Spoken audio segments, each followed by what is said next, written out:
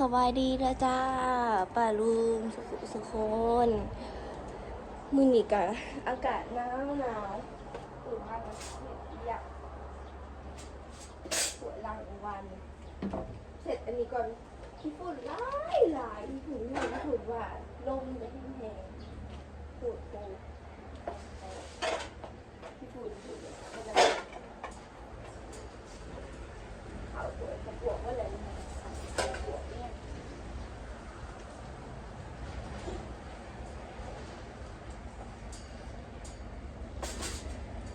เนี่ยก่อนว่าเมื่อวาน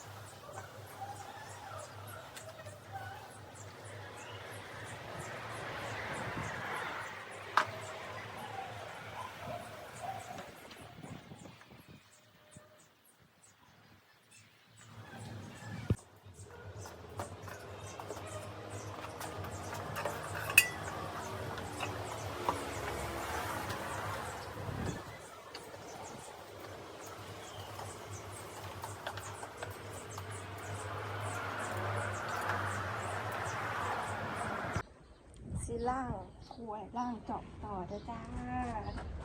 ล่างแต่ล่างใบหนึ่งขับฟัดนี้ร้อยล่างขวดเจาะก่อนล่างเจาะก่อนคนอื่นจะสิล่างซิ่งก่อน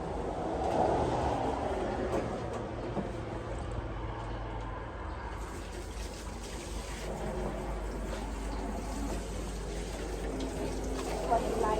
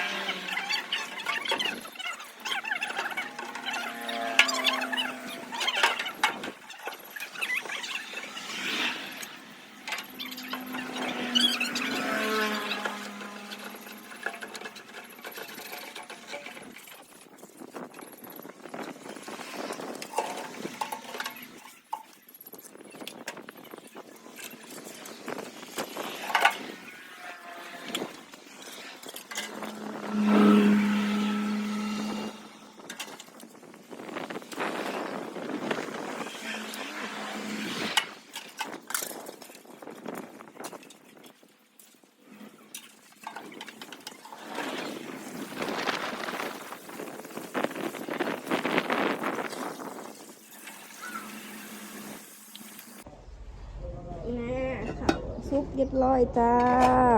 เขียบวงกระล่างแล้วเลยสีแดง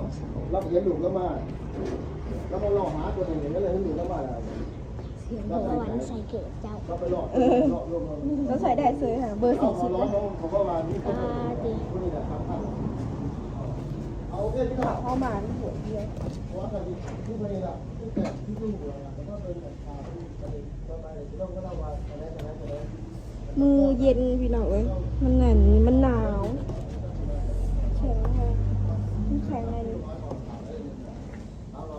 ให้กันนอนตากแดด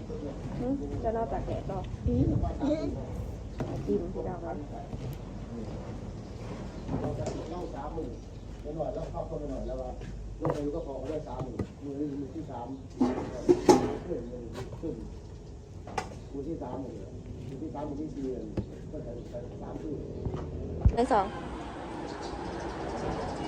เอาลาให้แน่ลาเป็นบ่ ฝากกดไลค์กดติดตามกดกันไข่นัดเดจ้าพี่น้อง บ๊ายบาย